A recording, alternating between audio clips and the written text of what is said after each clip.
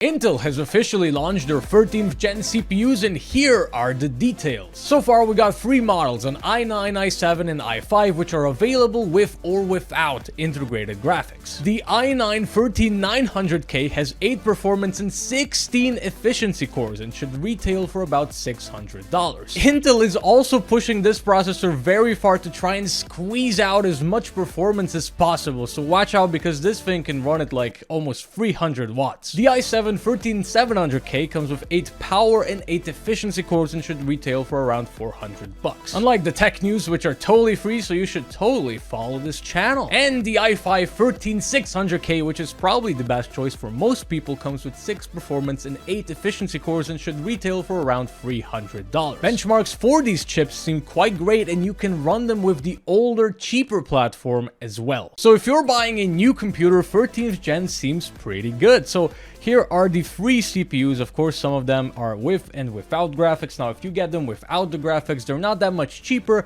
but you probably could overclock them a little bit better as well. Now, there's a couple of things to keep in mind. So the i9 is really just sort of skewing the entire 13th generation from Intel to just kind of look like a big power hog, because the i5, for instance, sucks up about like 160 watts, something like that. It's really not all that bad, but the 13900K can suck up even, I've seen up to like 300 watts in certain benchmarks, and that is basically because Intel has tried to squeeze out as much performance as they could, you know, so they could just get that little percentage bump in the benchmarks for, you know, to challenge AMD, because that's sort of what you need to do if you're in the shoes of these companies, because obviously if you benchmark 5% higher, then your CPU is obviously better, right? So just keep that in mind. This thing is going to suck up a lot of power. You're going to need really great cooling. You are probably also going to need cooling in your room, you know, especially if you have an appropriate graphics card to go with this CPU as well.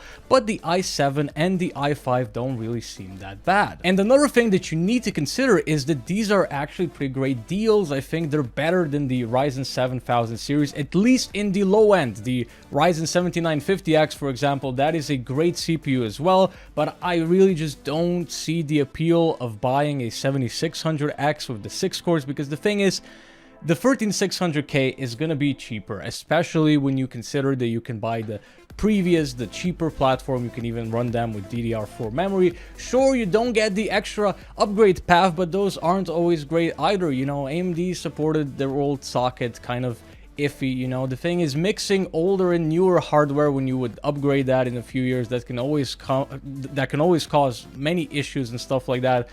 Plus, if you buy DDR5 right now, for instance, in like 4 years, that same amount of RAM would have been way cheaper and way faster, because memory gets both faster and cheaper as time goes on. So that's something that you need to consider. And here you are getting the extra 8 efficiency cores. And the thing with these things is they don't really show up in benchmarks so well, but you need to take into consideration that benchmarks, they run on clean machines without anything in the background, whereas in the real world, you might be playing a game and you might have Steam in the background updating some games.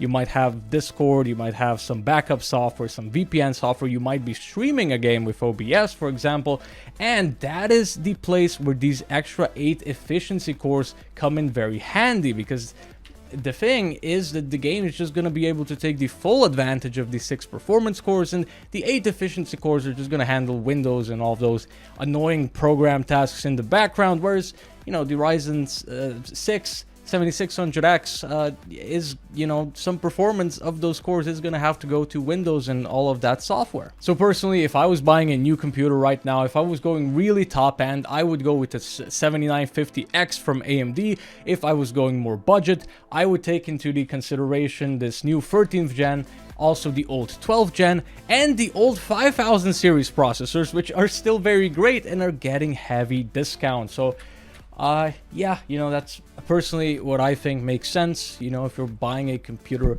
just buy whatever is gonna make you happy. Wow. Yeah, just buy whatever makes you happy. I'm just trying to tell you what will give you the best value in my opinion. So yeah.